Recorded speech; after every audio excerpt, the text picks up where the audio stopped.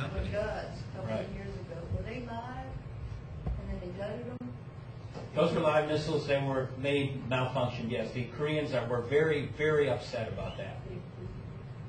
You have to remember, one of the things that they are doing is watching everything on this planet to make sure nothing stupid happens. Now, the they that Sheldan's referring to in this case is, as he called it, the Earth Allies and the Galactic Federation. Their intent is the preservation and the advancement of humanity, not its destruction. Because if something stupid happens, then a series of even more stupid things can happen. So, because you've got a condition right here where you have a Secretary of State and a President who, if something really stupid happened, might just do something even more stupid. And that would force the Russians and the Chinese to do something even more stupid. And pretty soon we would be in a giant disaster from which there was no out. So you've got to stop it at the top. So that's what they do. Why don't they just play it out and get the whole thing over with?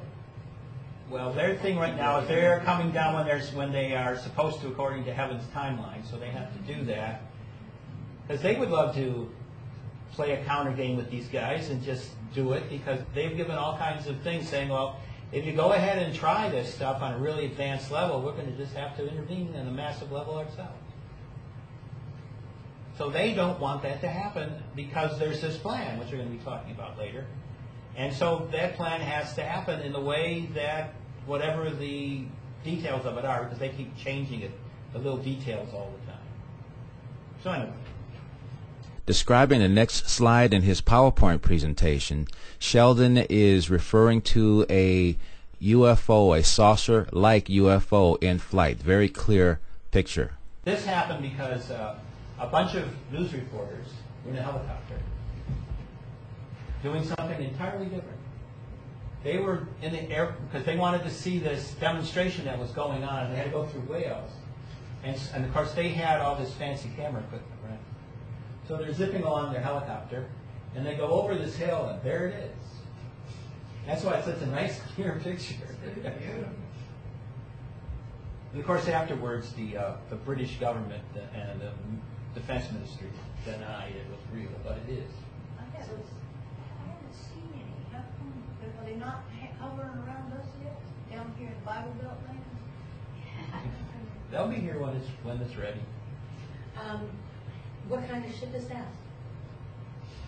That one there is a Federation ship, and that one is from a place that most people don't know about. It's related. That's a type ship. It's similar to the Centauri. And so what kind of multidimensional beings would we see in that type of... There'd be multidimensional. Yeah, what type ships? Are these humans? Are these... Humans. The ship was actually over 50 feet across. 50 feet across. From end So of this is foil to from end of foil. a star system that we're not familiar with, so, but they are human. There's lots of humans we don't know about. I know. What color are they? No. Well, anyway, I put this in real fast because I was talking about something else, and I wanted to throw this back in again, so I did. Because it was clear. Because it's just neat. This happened in Wales. It's a Welsh forest. Because they were on their way to Land's End, so they were out of London, and would take a helicopter, would zip there real fast. So they threw all their equipment in there, and they go over, and so they stop. They're hovering, and of course they had their equipment out because they were testing it. They were taking pictures, and so they had their fancy cameras out, and so they said, "Wow!" And the thing didn't take off. It stood around for like 5 minutes, so they could really focus in on it and take a bunch of pictures. But that was the only one that they got because that one was the one that was in the newspapers. The rest was seized because it was not real, right? Yeah, it's a balloon. That looks like a balloon. Now we're just talking about ET technology. Here, Sheldan is going through a series of slides, because this is a visual presentation that was videotaped. He's summarizing the current state of human consciousness. So here, we are shifting physically, changing our idea, and mentally, conventional wisdom does not apply. Emotionally, we see each other differently in a new feeling-oriented reality, and spiritually, searching for what is real. That's what we're all going through right now.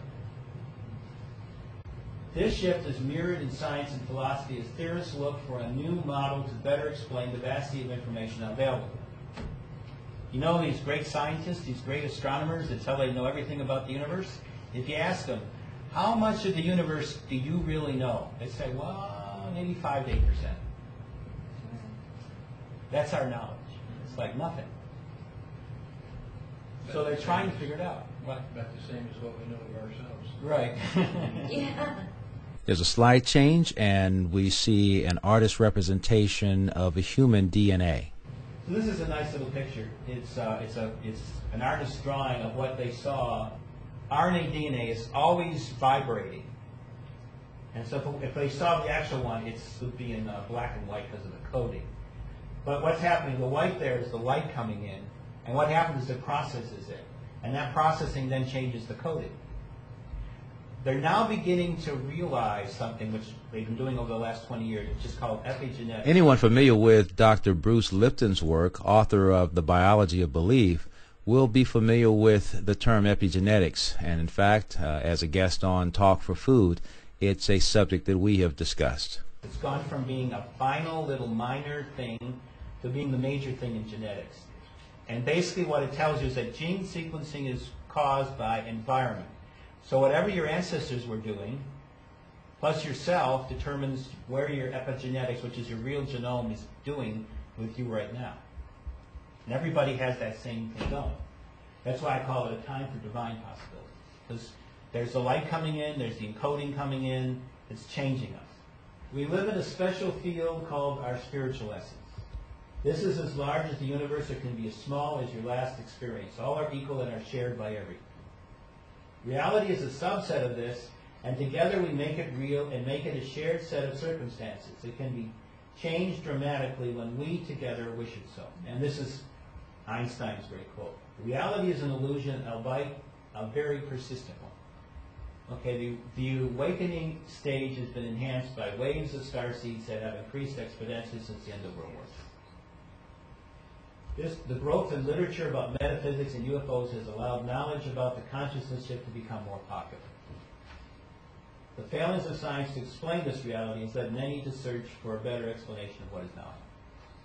And a lot of what they can't explain is because they just can't explain it because they are told not to, even though they can.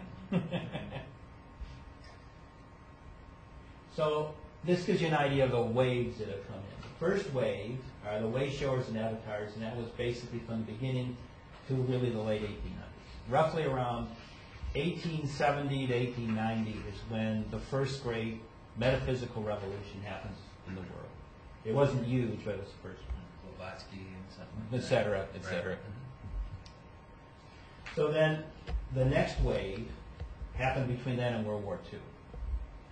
And this was when we began changing humanity, because for the first time encodements were happening with literature. There was a vast amount of literature that started coming out from the beginning of the 20th century to roughly the beginning of World War II to the end of World War II. Now after we get to the end of World War II, we then have the rise of massive influxions of starseeds onto this planet. Everyone in this room. And so what happens in 1980, we have the first of the indigo star seeds. And then that sets the stage later for the crystal children, which is the last part, 2000 present. So each one was a wave. The first wave was like a short one, and the next one exponentially was larger, and then the one exponentially gets that larger, and this kept becoming a bigger and bigger wave every time it happened. And right now we have a massive wave. As much as 50% or more of all the children born in the United States and around the world are Christians. This is another idea of what we're talking about, consciousness. We're coming up to a break time with our workshop of Making Galactic Sense Out of Chaos with Sheldan Nidle, which was recorded in Montgomery, Alabama. And when we come back, he's going to talk more about the shift in consciousness that is occurring, as well as to go into, in further depth, some of the, let us say, greater and more expanded family of humanity, including those who exist in Agartha, inside the earth. When Talk of Food returns with Adam Abraham here on webtalkradio.net. Stay with us. For all Talk for Food listeners,